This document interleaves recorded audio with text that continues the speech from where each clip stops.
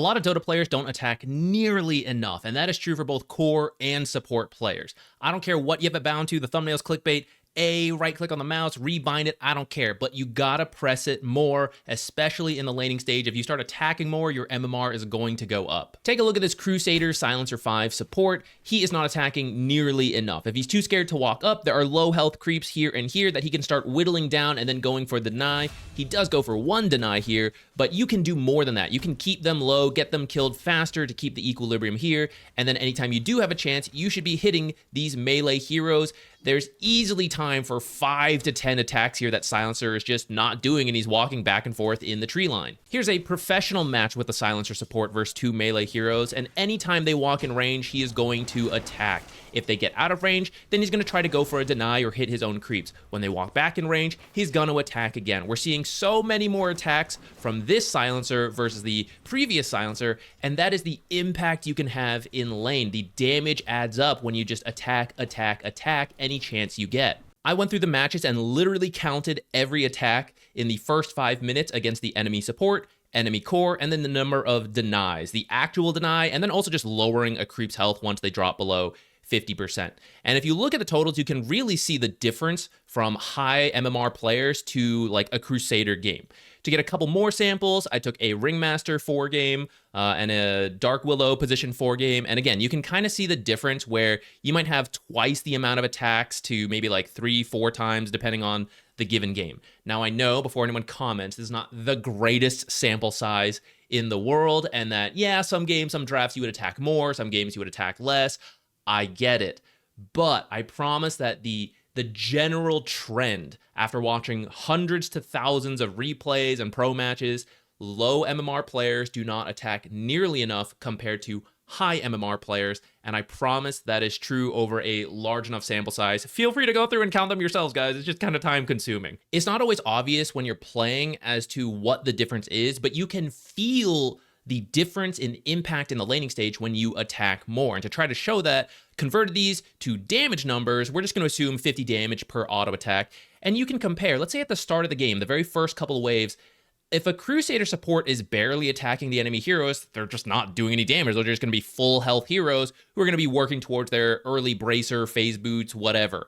Compared to a professional who is attacking a lot and maybe does 500 damage to a hero in that first minute, that's going to force out a salve purchase, more tangos. They're going to have to play more defensively because they've taken a lot of damage, right? That is the impact feeling of these high MMR players when they're just attacking as much as they possibly can throughout the laning stage. Even just looking at the 5-minute totals, you can see the numerical difference of what high MMR players are doing in the lane, harassing, going for denies, compared to lower MMR players. So I really recommend, it doesn't matter the exact amount, and I know it'll change on the draft, but just push yourself to attack more often than you have been. Look for those opportunities, especially if you're a ranged hero. Melee heroes have it a little harder. If you can't hit the enemy heroes, just hit your own creeps and go for the denies. Even if you don't actually get the denies, you're going to make the carry players really sweat and think about it, and they're going to slip up on their positioning. They're going to forget to buy items. They're going to be thinking about having to fight you for last hits, whether you get them or not.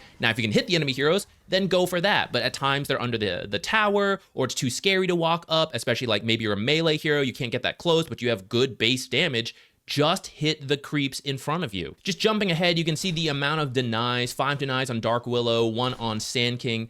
That's about 200 gold denied from this Luna, and maybe you don't get the deny, but you just make them miss the last hit. That's also good. Now Luna's gonna die off a spell combo. Maybe she had that 200 gold, maybe she's already got the boots, and she manages to run out of there. If you can block any camps at the start of the game, like while it's still nighttime, that's typically better, so you don't have to do it now when you'd actually want to be in the lane. Sometimes it doesn't happen, that's okay, but what it often leads to is something like this, where supports just fight each other in the jungle. And this can be sometimes okay, it depends on the core matchup. In this case, Sniper is winning on 2 fronts, because 1, he has the tower bonus, the bonus armor and bonus HP regen, so when you trade right clicks here and your damage is about the same, it's actually more effective for Sniper than it is for Weaver, so it's not really a great trade for Weaver.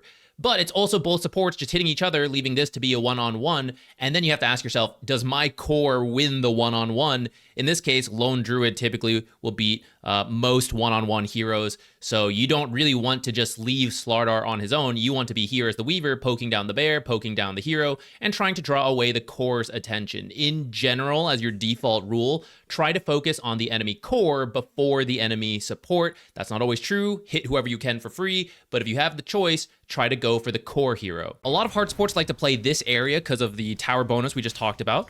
But once the enemy 4, especially if their melee is in this area, you don't want to stick your head out of the trees and then get immediately punched by melee heroes. So you see Oracle immediately comes back to the open area away from ET, and when the enemy heroes aren't in range and it's too scary to go forward because the wolves will beat you up, he just hits his own creeps. That's all good and dandy, safe positioning until more creep shows up, goes for a deny. Wants to poke ET for free if he can, and notice the Drow Ranger carry players as well. Anytime you're free from last hitting, you don't need to hit your own creeps, try to go for a poke like that. Doesn't chase too far, keeps his distance because melee heroes, you want to use the tree line because if you just walk in the open, ranged heroes hit you a couple times for free and then back off. So the more you can just like pop around a tree and be right in front of the Oracle or whatever support you're trying to punch, that's the way for melee heroes to go about this, and that's why they're moving so much in the lane. Range supports, don't go blindly looking for ET if you don't need to. Don't walk in here if there's nothing important going on. 108, okay, the camps have spawned or they haven't spawned already. If you can contest a sentry, maybe, right? But a lot of times supports go looking for the other supports and you really don't need to. You can just sit in the lane, hit your creeps, hit the Lycan. In this case, Oracle takes like a little bit of a peek to see if the sentries are being contested, goes for a courier snipe, and then, you know, ET's there, but will immediately just dispel the buff, and Drow comes over and helps. This is something core players are really bad about.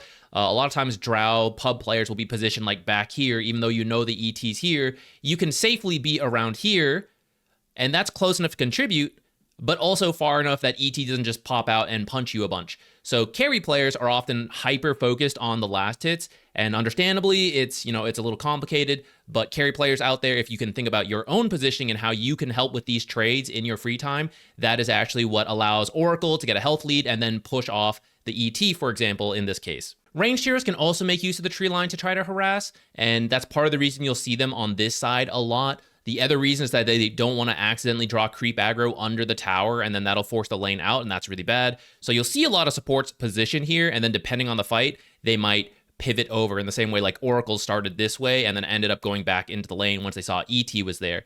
In this case, it's 2 range supports here.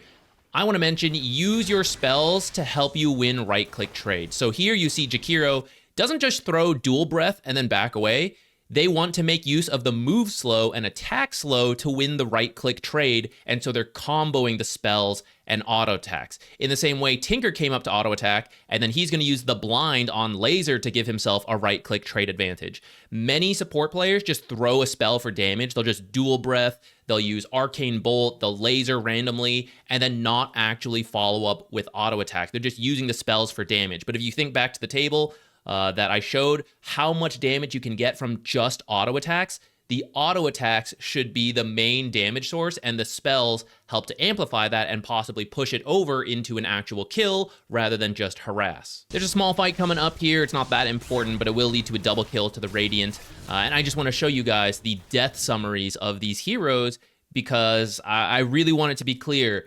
Way too many people put too much emphasis on spells doing all the damage, and I know there'll be a good chunk of damage, but look at Tinker just auto-attacking the entire time, occasionally using some spells here and there, and so you can see the Tinker's contribution, most of his damage was done through right-clicks, and in this case it was kind of a 100-0 fight on the Earthshaker, but here's the Jakiro, low from the right-click trades earlier that Tinker is now going to finish the job up as well, and if we look at Jakiro's death summary, a lot of this is, again, the right clicks from the Tinker. Many carry players know to go for last hits, and they'll work in denies, but look here.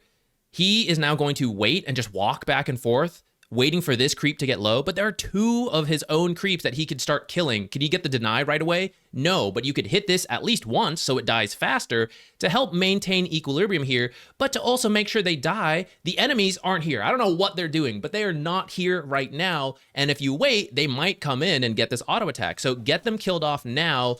unless it's going to completely destroy your equilibrium. Like, that's a reason not to do it. But this case is fine, right? And because Drow didn't do what I just talked about, look, a range creep is alive. Now, it will work out here equilibrium-wise, but look, Warlock gets to go for it. Does he get it? No, because this is Herald. But he got to attempt that range creep, the most valuable creep in the creep wave, because Drow didn't care about hitting her own creeps. But if she worked that in, and she does it every single creep wave, she'll start denying 1 range creep, 2 range creep, 3, 4, and over time you start building the 100, 200, 300 gold difference between your opponents. For the record, attacking more does not mean going crazy and starting to run into enemy creep waves or harassing and drawing the creep aggro into your tower, which shoves it out. So there are limitations to it, especially around knowing how creep aggro works, even if it works out sometimes, because this is a Herald game.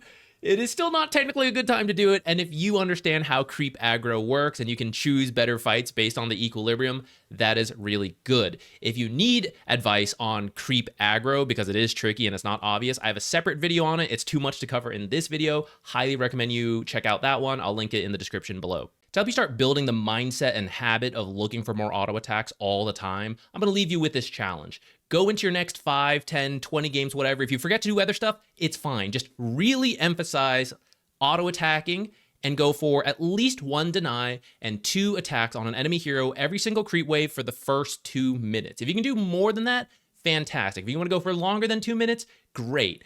Go crazy on auto attack so you can learn how good it can be, and you can also learn when you mess it up and like, oh, I shouldn't have done this, I should have done other stuff. You only know once you do it. I mean, hopefully this video helped jumpstart that process, but you got to do it firsthand to really get the feel of going from 0 auto attacks at the start of the game to 4, 6, 8, and you can bump up the damage numbers from 0 to I forced a salve out in the first 30 seconds. That was amazing. Now I had the regen advantage for the rest of the lane. You got to do it enough times to really get the feel for it. But I think once you guys get in the habit, you'll notice that your lanes start going a lot better. So let me know how it goes or any questions you have down below in the comments.